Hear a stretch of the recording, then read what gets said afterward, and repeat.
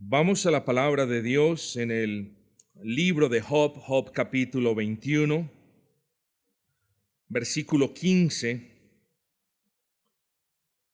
y vamos a centrar nuestra meditación, claro, teniendo en cuenta el precedente antes leído y también este versículo. ¿Quién es el Todopoderoso para que le sirvamos? De hecho, desde el versículo 14. Dicen pues a Dios: apártate de nosotros, porque no queremos el conocimiento de tus caminos. ¿Quién es el Todopoderoso para que le sirvamos? ¿Y de qué nos aprovechará que oremos a Él?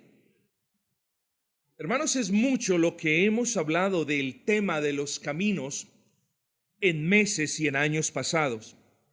En esta ocasión hablaremos de ese mal camino que siguen los que no creen en Cristo, en términos de aquellas cosas que escogen hacer ellos, en términos de aquellas cuestiones irracionales que quienes no creen en Cristo le dicen a Dios. Son cosas tremendas y espero que ustedes noten el argumento. Resuma entonces, para no repetir lo mismo, resuma usted eso del mal camino como cualquier camino que usted escoja que no lo lleve a Dios por medio del camino de la cruz. Todo mal camino es cualquier camino que usted escoja que no lo lleve a Dios pasando por el camino de la cruz. Ese es el camino de justicia.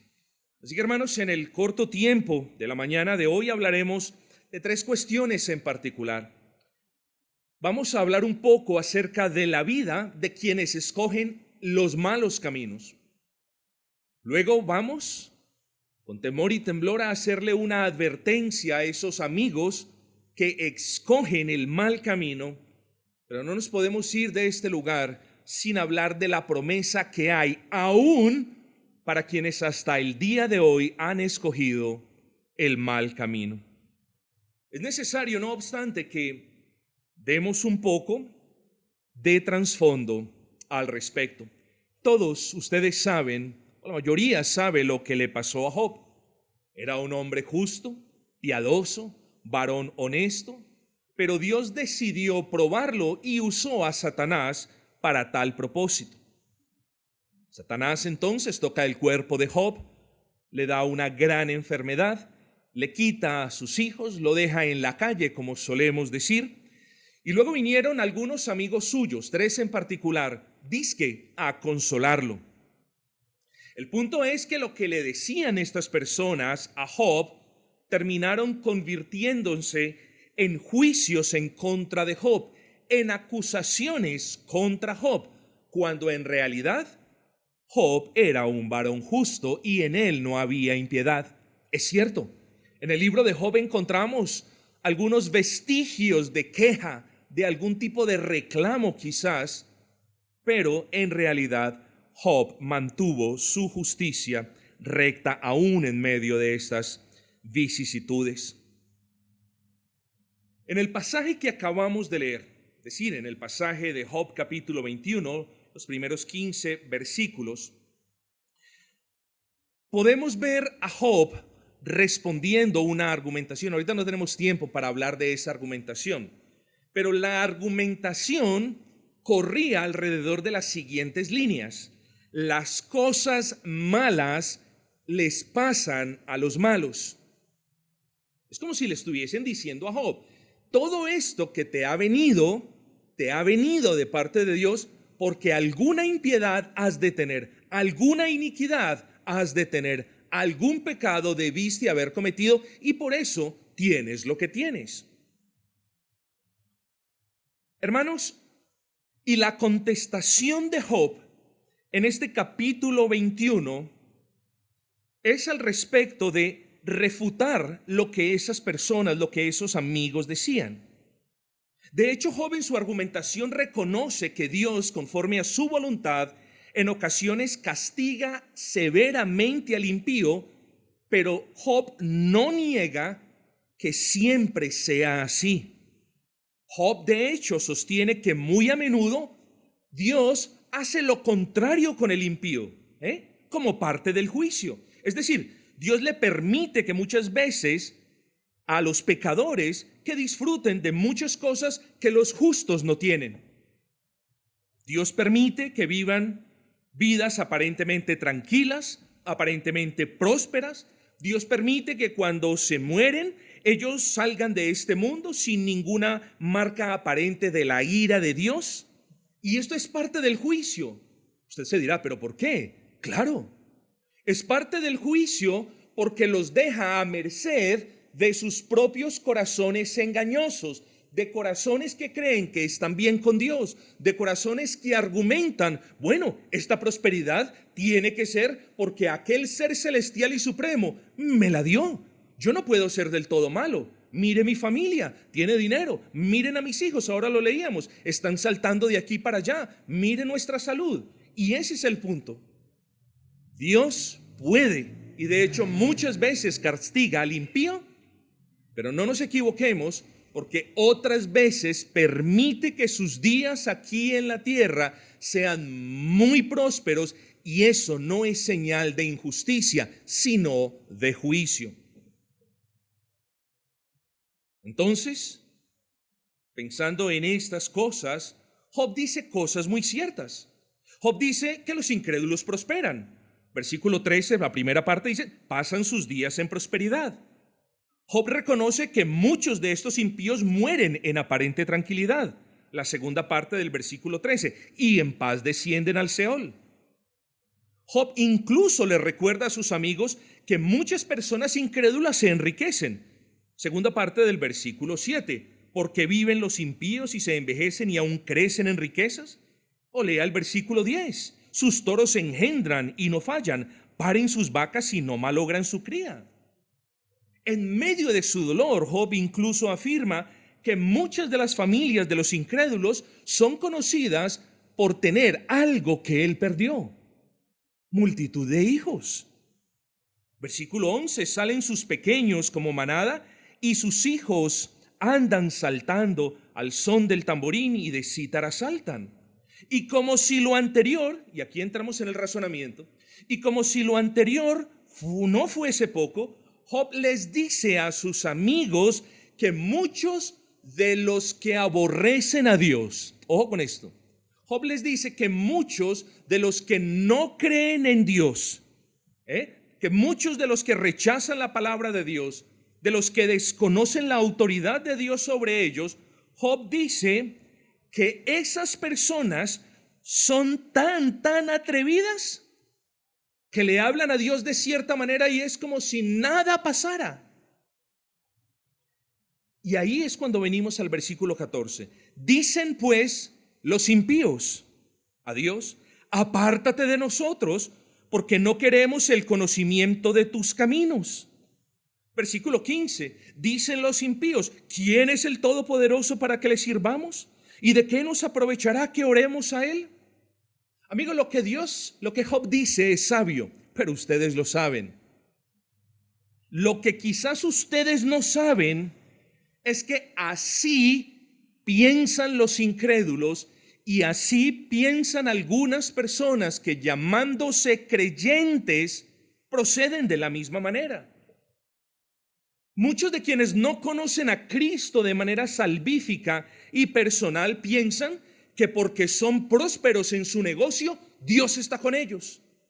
Que porque han vivido muchos años, Dios los ha conservado a ellos.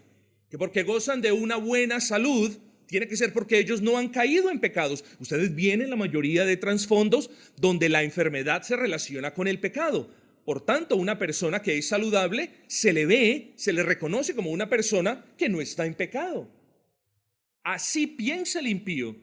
El impío piensa que no hay Dios porque hace las cosas malas, porque roba y nadie se da cuenta. De repente piensan que sí hay autoridad cuando los piscan. Pero luego, como no viene castigo de los cielos, como no se abre la tierra, como no hay manifestaciones grandes, entonces no hay Dios. Y el punto con esta línea de razonamiento es que el impío cree, el que no es cristiano se persiste en creer que él se va a salir con la suya, simplemente porque no está viendo un castigo inmediato de Dios. Ese es un gran problema. Y yo le pregunto a usted, ¿será que aquí hay personas que piensan de esa manera? ¿O será que aquí hay personas que profesan la fe cristiana, pero piensan como piensan los incrédulos? ¿Que la prosperidad o la salud o el bienestar son las marcas de la bendición de Dios?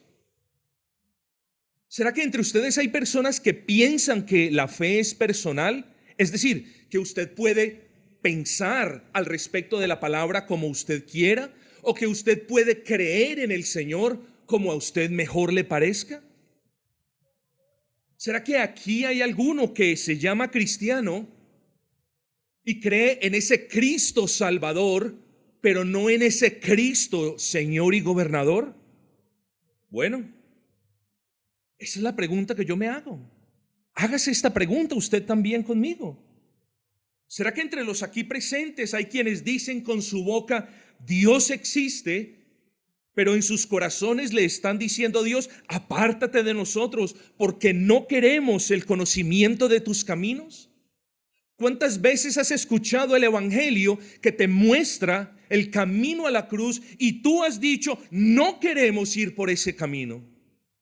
El evangelio es el único mensaje que viene de parte de Dios en el que podemos ver el plan de salvación, no por lo que hagamos, no por lo que decimos, sino por lo que hizo Cristo en la cruz del Calvario.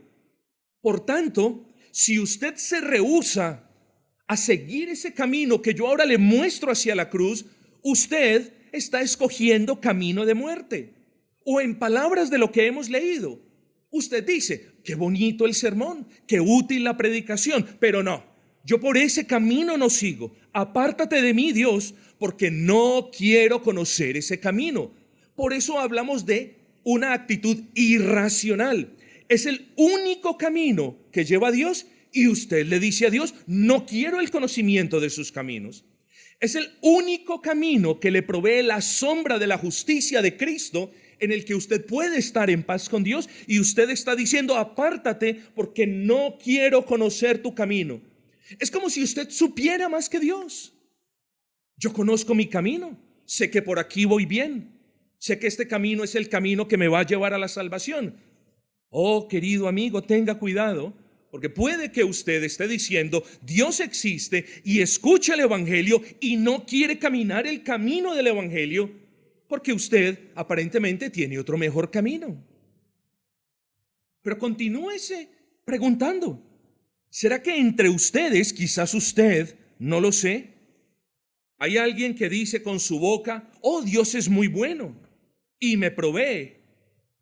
Pero cuando hablamos de venir a Cristo en arrepentimiento, usted dice, ¿y quién es Dios para que yo le sirva? En otras palabras, ¿y quién es Dios para que yo me humille delante de Él? ¿Y quién es Dios para que yo le obedezca a Él? Esa es una actitud típica de los mundanos. Es una actitud característica de las personas que no tienen gracia. Dicen todo el día, Dios te bendiga, dicen Dios es bueno, dicen Diosito es lindo, dicen esto y lo otro, pero en sus corazones dicen, ¿y quién es Dios para que yo venga delante de Él y me sujete a Él? Oh, así piensan algunos también que profesan la fe cristiana. Es necesario que procedamos ahora a considerar la vida, en términos de lo que hemos leído, del que escoge el mal camino. Vamos a ver qué dice la Escritura.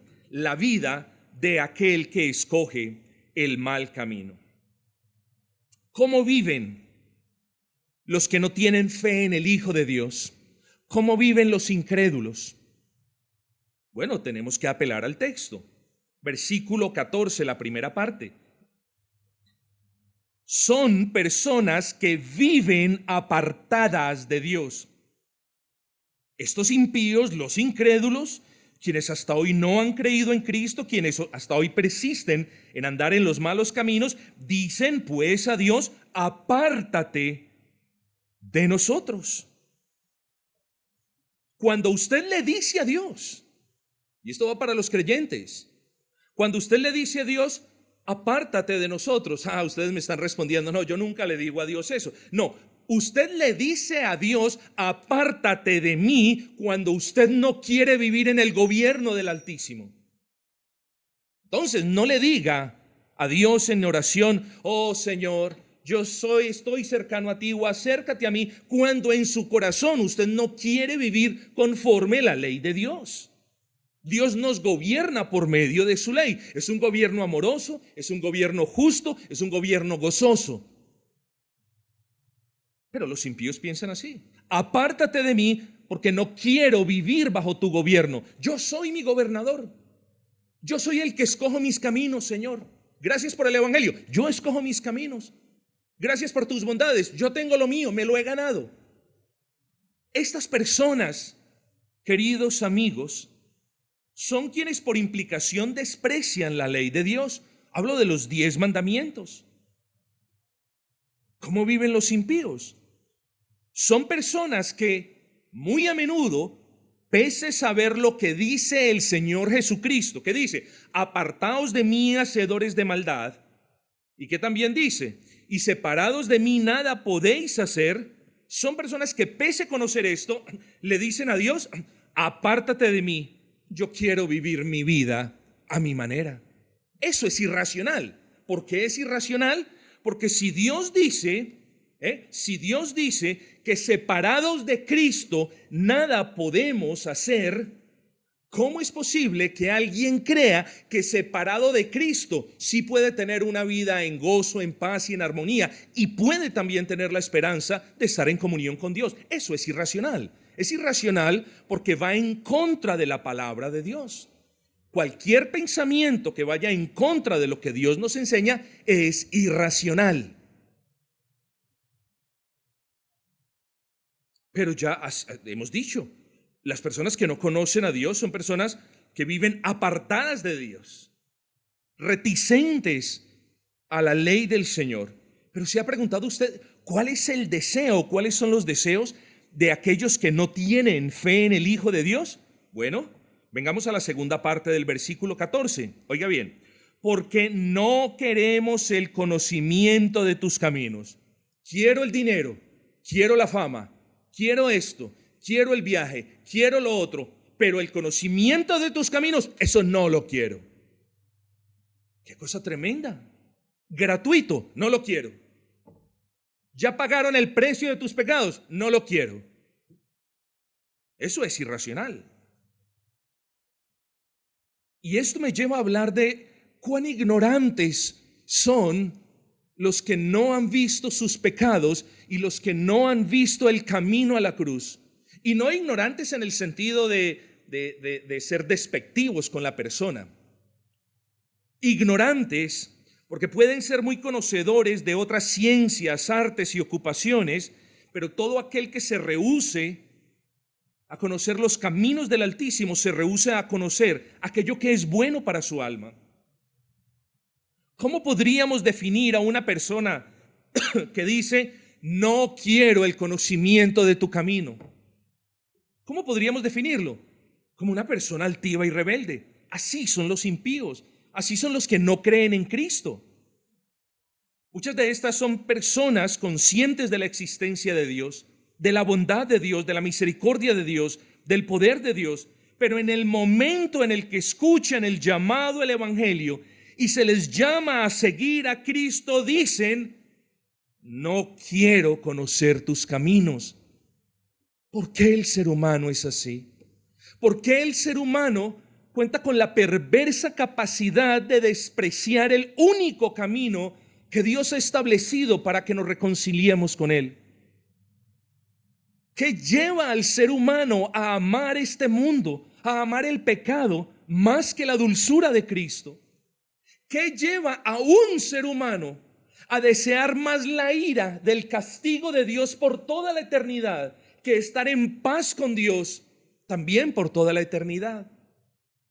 Oh, mis amados hermanos, queridos amigos, pidan desde ahora que el Espíritu Santo quite toda dureza de sus corazones y que traiga luz a sus almas y ustedes puedan ver su pecado y puedan también ver la cruz en la que hay salvación para sus almas, porque allí murió la segunda persona de la Trinidad, encarnado en forma de hombre, quien llevó el pecado de todos los que creen en él, sí, aún de quienes hasta hoy le han dicho: no quiero conocer tus caminos. Porque un gran pecador necesita un Dios infinitamente grande en amor, en perdón y en misericordia. Así que mientras escuchemos el Evangelio, hay esperanza para nosotros. Pero retomemos el punto. Una persona que no conoce a Cristo es una persona que habla con desprecio. El versículo 15 nos dice: ¿quién es el Todopoderoso para que le sirvamos? Mírenme dónde estoy. Yo me lo he ganado, nada me pasa, soy próspero, lo tengo todo. Así que, ¿quién es Cristo para que yo venga a Él? Todo lo tengo, me lo he ganado, me lo he sudado, como dicen, me lo merezco. Ahora no necesito a nadie. Pero Cristo te va a salvar, no necesito a nadie. ¿Quién es Él para que vaya delante de Él y me humille a Él? Amigo, Cristo es el Dios de dioses y el Señor de señores y el Rey del universo entero, y es el único que salva, y es el nombre dado a los hombres para que solo en Él la gente del mundo pueda ser salva. Así que quita a Cristo de tu vida, dile que se aparte, dile que no quieres conocer sus caminos y tendrás la condenación que tanto has buscado. ¿Eso quieres? Eso haz. Pero amigo, tenemos que hablar o tenemos que emitir una advertencia, porque este sermón no es acerca simplemente de argumentar cómo viven los impíos. Debemos recordarnos y recordarles a ellos que hay consecuencias. Ahora bien, puede que no hayan consecuencias en esta vida, por lo general las hay, pero sí hay consecuencias al otro lado del río del tiempo, es decir, en la eternidad. Así que tenemos que hablar de la advertencia para los que escogen el mal camino. Recuerden, hicimos un trasfondo, hemos hablado de cómo viven en el contexto de Job, cómo viven los que no creen en Dios. Ahora tenemos que advertirles a esas personas un punto en particular. Si usted lee el resto, y no lo vamos a hacer, si usted lee el resto del capítulo 21 de Job, usted se va a dar cuenta cuál es el futuro del incrédulo, cuál es el futuro de aquel que está engañado creyendo que conoce a Dios, o en general de todos los que escogen el mal camino. Es verdad, puede que estas personas ahora estén felices y dichosas con su vida, y puede que disfruten de vidas sanas ellos y sus hijos, y gocen de abundancia de bienes, y que parezca que todo está bien con ellos. Pero hay algo, ellos piensan mucho en eso, ellos piensan en eso: mi salud, mi bienestar, mi yo, mi aquí, mi ahora, mi familia, todo está bien. Pero están tan ocupados los incrédulos pensando en esas cosas, presten atención, que muy a menudo se les olvida algo. Y esta es la advertencia, porque tenemos que hablar de un juicio, mis amados hermanos, de un juicio donde habrá una justa retribución a cada ser humano, o por lo bueno que haya hecho o por lo malo que haya hecho. Por eso decimos que el juicio de Dios es un justo juicio. Dios no se inclinará por unos ni por otros, juzgará con justicia y con rectitud, y dará a cada uno conforme, dice la palabra, el fruto de sus obras. Ahora, solamente piensen en esto. Si sus obras fueron, apártate de mí, Dios. Si sus obras fueron, no quiero conocer tu camino. Si sus obras fueron, ¿quién es el Todopoderoso para que venga y me humille delante de Él? Si sus obras fueron, ¿de qué me aprovechará orar a Él? Si esas fueron sus obras, solo imagínese la retribución que Dios le dará.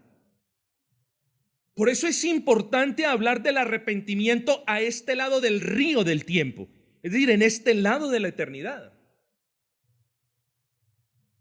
Pero en ese juicio habrá una voz, la voz del rey, la voz del juez.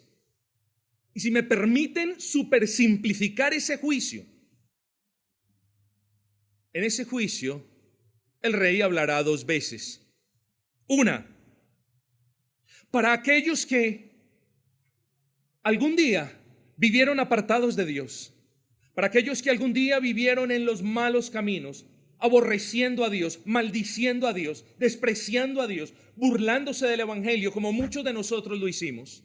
Algún día ellos escucharon el evangelio y por el bendito favor de Dios sus ojos se abrieron y vieron su pecado y fueron conscientes de su pecado y fueron conscientes de la inhabilidad para agradar a Dios en sí mismos, pero vieron la cruz y siguieron el camino a la cruz.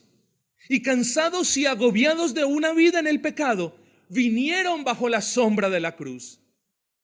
Y quebrantados delante de Dios, alzaron sus ojos al cielo y clamaron perdón de pecados en el nombre del Cristo resucitado que murió en esa cruz.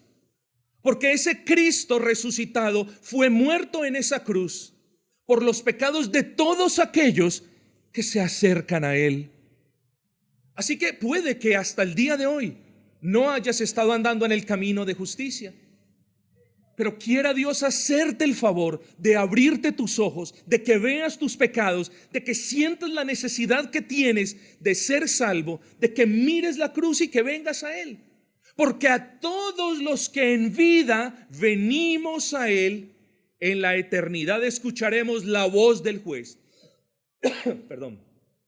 Pero no para condenarnos. Miren la ternura de palabras. Venid, benditos de mi Padre. Oh, antes éramos malditos. Venid, benditos de mi Padre, heredad del reino preparado para vosotros desde la fundación del mundo. Venid a mi diestra, benditos de Jehová. Ah, Señor, gracias. Gracias por lo que me diste en vida. Oh, Señor, perdóname por las veces que te dije, apártate de mí. Perdóname por las veces que te desprecié. Perdóname por tantas bendiciones que tuve y las gasté. Pero, Señor, gracias por haberme traído hacia ti. Gracias, Señor. Pero hay personas que escuchan el evangelio. Y hay personas que pueden ver el camino a la cruz.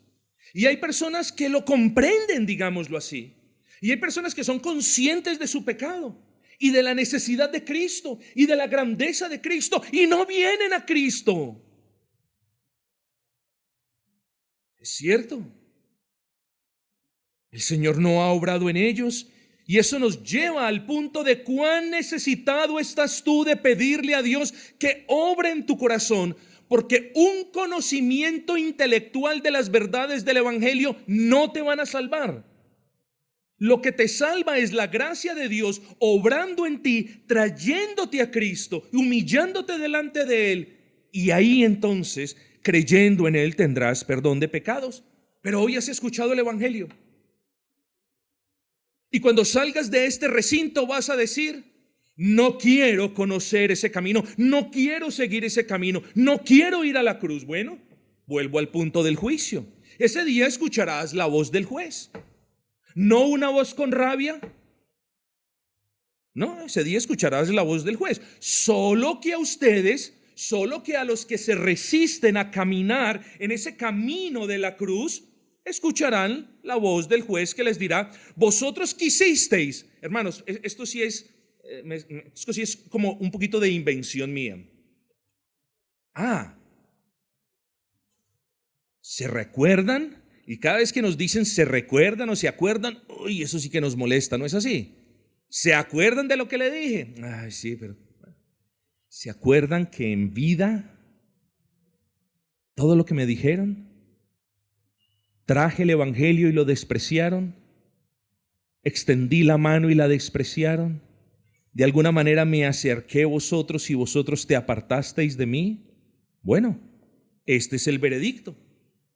Apartados de mí, malditos, al fuego eterno preparado para el diablo y sus ángeles. Ah, tremendo.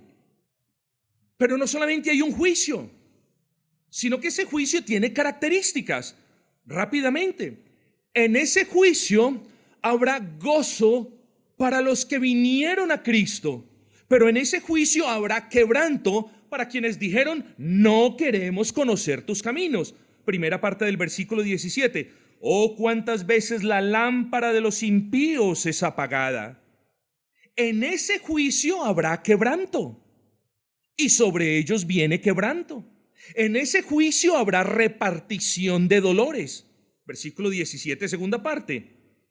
Y Dios en su ira les reparte dolores. Y en ese juicio se beberán eternamente la copa de la ira de Dios. Versículo 20, segunda parte. Y beberá la ira del Todopoderoso. Entonces, ¿quiénes son aquellos que estarán en ese juicio? ¿Quiénes son aquellos que serán quebrantados en ese juicio? Y que tendrán multitud de dolores en ese juicio. Y que se embriagarán con la ira de Dios en ese juicio. Sencillo. Los que hasta hoy, pese a que casi pueden ver a Dios acercándose a ellos, responden: apártate de nosotros porque no queremos el conocimiento de tus caminos. ¿Quiénes beberán la ira de Dios? Los que hoy, pese a haber escuchado la promesa, piensan: ya vamos a hablar de la promesa, ¿quién es el Todopoderoso para que yo me humille? Esos son los que la beberán. Y los niños se deben hacer esa pregunta: ¿beberán ustedes la copa de la ira de Dios cuando Dios hoy les está mostrando el camino a la cruz? Si a ustedes, niños, les duele la vara de vuestros padres cuando cometen error, ¿qué piensan que sucederá si ustedes no vienen a Cristo? Que la vara del Padre estará con ustedes por toda la eternidad. ¿No es entonces una necedad no venir a Cristo para que en Él hallemos perdón de pecados y reconciliación con Dios y vida eterna? Claro que lo es.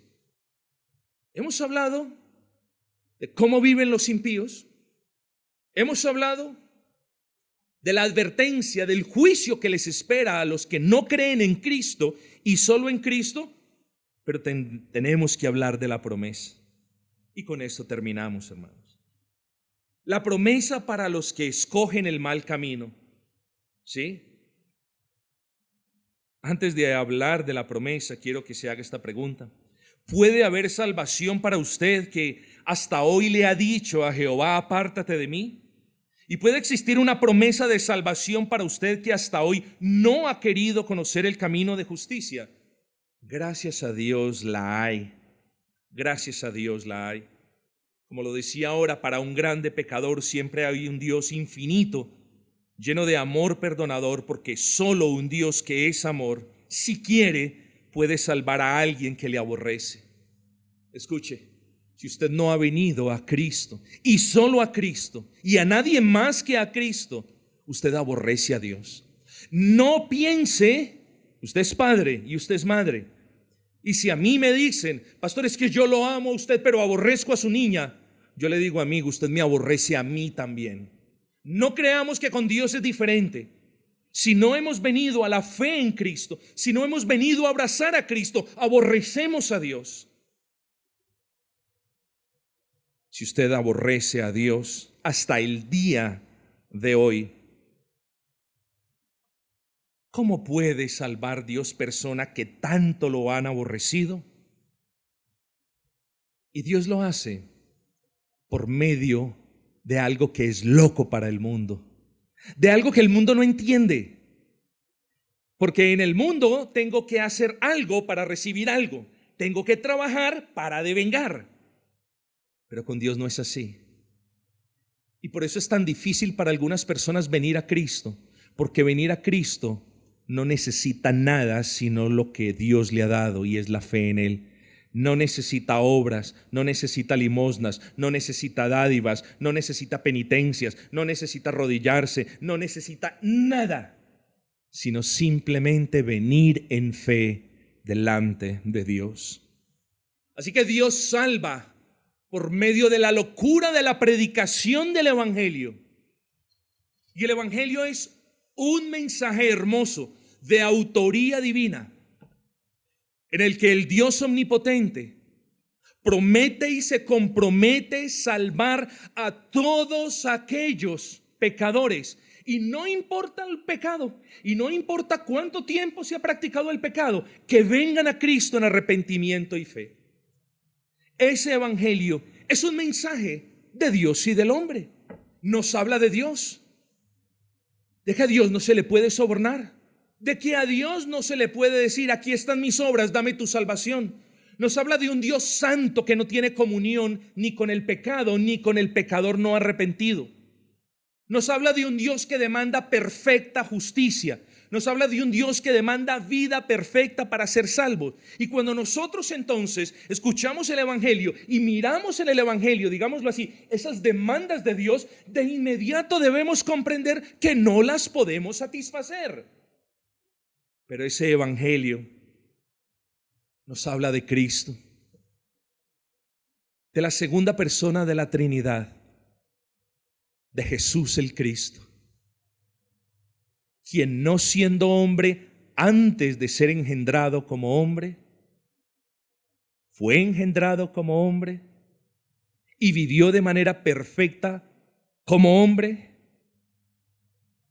y subió a la cruz del Calvario como ese Dios perfecto y hombre perfecto, para pagar, siendo crucificado en medio de su dolor corporal y en medio de la angustia de su alma por el abandono del Padre, el pecado de todos los que aborrecen a Dios.